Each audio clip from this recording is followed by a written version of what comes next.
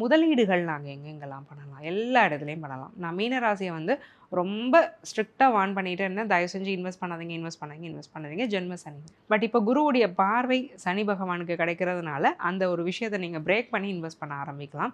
Investment மூலயமா ஒரு நல்ல லாபம் தான் கிடைக்கும். ஏன்னா 12ஆம் அதிபதி சனி குரு பார்வையில் இருக்கிறாரு. நீங்களே ரொம்ப ரிஸ்க் எடுக்க மாட்டீங்க, ரொம்ப சேஃபாக தான் இருந்துப்பீங்க. கண்டிப்பாக இது நாளைக்கு நமக்கு லாபம் தருங்கிற ஒரு நம்பிக்கை உங்களுக்கு கிடைக்கும் பட்சத்தில் தான் நீங்கள் இன்வெஸ்ட்டே பண்ணுவீங்க. நல்ல இடத்துல இன்வெஸ்ட் பண்ணி நல்ல லாபம் அடையக்கூடிய ஒரு யோகம் மீனராசி அன்பர்களுக்கு இருக்குது. கடன், வம்பு வழக்குகள்லாம் எங்களுக்கு எப்படி? கடன்லாம் குறைய போகுதுங்க. 5ஆம் இடத்துக்கு தான் குரு வராரு. கடன் குறையும். மன நிம்மதி அப்படிங்கிறத கொடுக்கறது வந்து 5ஆம் இடம். 4ஆம் இடம்ங்கிறது அன்றாட சந்தோஷம். நிரந்தர நிம்மதிங்கிறது 5ஆம் இடம்.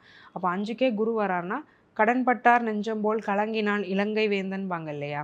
ஏன்னா ராவணனை பற்றி ஓமை கம்பர் சொல்லும்போது, எப்படி ராவணன் கலங்கி நின்னான்னா, ஒரு கடன்பட்டவனோட நெஞ்சு எப்படி கலங்கி இருக்கும், அந்த மாதிரி ராவணன் கலங்கினான். அப்பேற்பட்ட மனநிலையில் இருந்த மீனராசி அன்பர்கள் கூட அதிலிருந்து மீண்டு வரக்கூடிய ஒரு யோகத்தை இந்த குரு பயிற்சி கொடுக்குது.